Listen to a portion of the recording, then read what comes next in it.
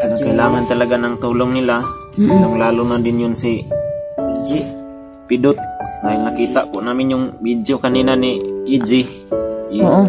Hinuli niya si Pidot. Kawawa yung si Pidot ba? Gawa niyang bihag. Dahil napakarami kasi ng balita ngayon. Lusubin daw ito nila EJ yung bahay ni Kuya Bad. Ay, Diyos ko, wag naman. Nakatakot naman yan, Brad Ray. Yung nakalusog sa igilo ito. Kita yung tunay na mandirigma dahil hindi lang tapang ang nasa puso niya. Oo. Kabutihan din. Wow. Pinapairal na sa kanyang puso yung kabutihan. Hindi lang puro katapangan ba. Tama yun. Dapat ay yun yung palaging pinapairal. Yun.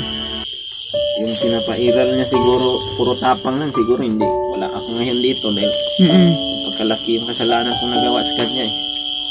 Ay.